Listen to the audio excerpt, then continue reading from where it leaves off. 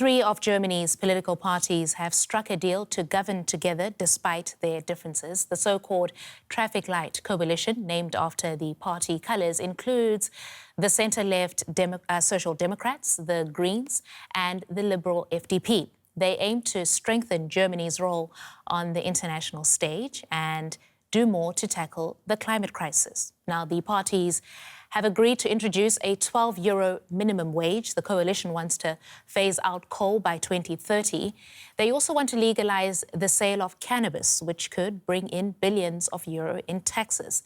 And they aim to build 400,000 new homes a year to ease a housing shortage.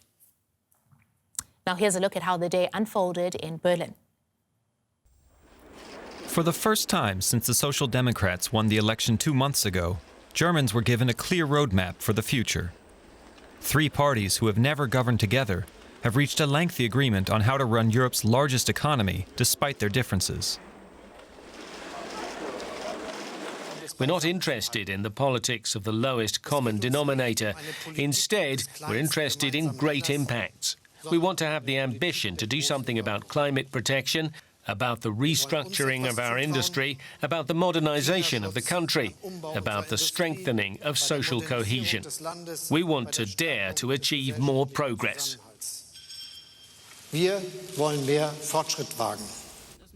Perhaps the biggest announcement was the formation of a new ministry combining climate and the economy, to be headed by Robert Habeck of the Greens. No longer a fringe issue, the new coalition promises to put the climate at the forefront of its policy considerations.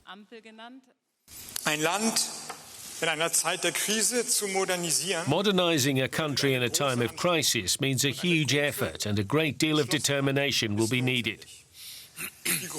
We've now laid the basis for this effort and determination. At the heart of this new story that we can write together is the compatibility of prosperity and climate protection. But that is not the only crisis threatening Germany and the European Union. The incoming government says it wants to put European foreign policy first in dealing with problems in its own backyard. We're tackling this common challenge at a time when the crises in our immediate vicinity here in the middle of Europe are becoming more severe, where the challenges are becoming more difficult. If we look at the situation in Belarus or the situation at Europe's external borders, that is why we have agreed together to return to an active European foreign policy. The agreement addressed domestic needs as well, such as affordable housing, the need to improve Germany's vaccination rate as another COVID winter approaches, and digital innovation. Together, we have a mandate to modernize this country. The younger generation in particular has given us a mandate to overcome this status quo of the past years. Scholz is expected to be named Chancellor on December 8th. Then it will be up to him and the rest of the coalition to put the plan into action.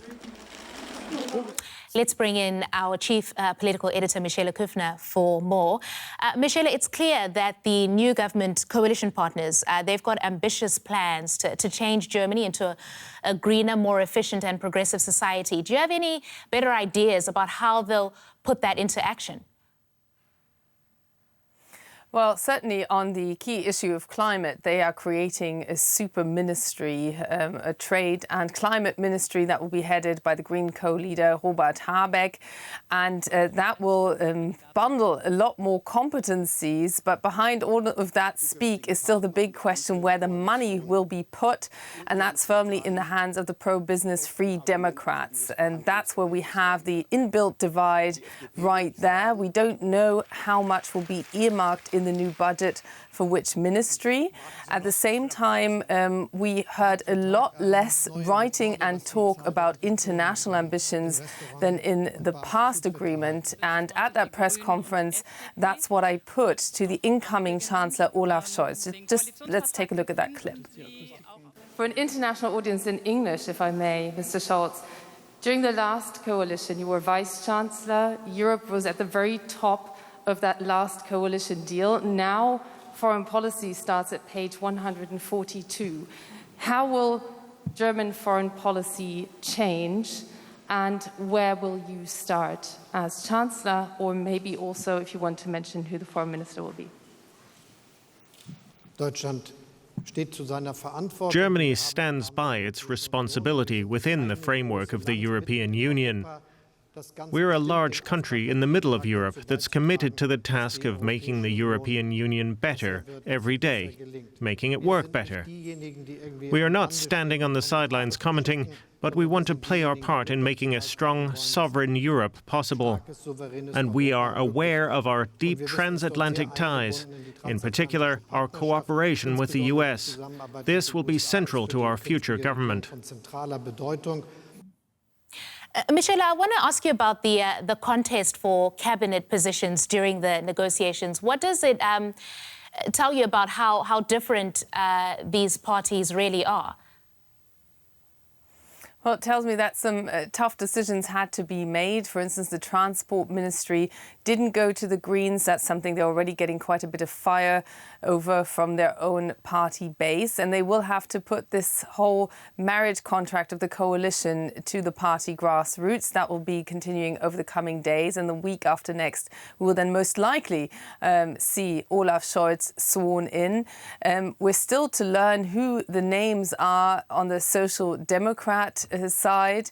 They are the strongest party. That is also reflected, but we saw the weakest party get 4 of those ministries. At least 2 can be considered key. That demonstrates that a delicate balance here is being struck as this coalition already heads into its first baptism of fire, which is the current COVID crisis here in Germany, and growing public frustration that politicians, both the current caretaker government and the incoming coalition, are too slow and not effective enough at responding to this. Michelle, it's been 16 years of Angela Merkel. Olaf Scholz is set to become Chancellor. You've reported on both of them extensively, but just tell us a little bit about what kind of a leader Olaf Scholz is going to be. Well, he still is Angela Merkel's vice-chancellor in the coalition. He has learnt from Angela Merkel how to do chancellor to a certain degree. People close to him say that he's reliable, but he's also good at forging compromises and sticking to them. He is a rather softly spoken man. You saw in that clip there, he doesn't come across as sparkly or charismatic as some other world leaders, but he certainly knows a lot of them, and he just won an election by coming across rather Merkel-esque. So I think it's the maximum continuity one can expect from the other side of that current coalition. All right, that's DW's chief political editor talking to us there. Thank you, Michelle, as always.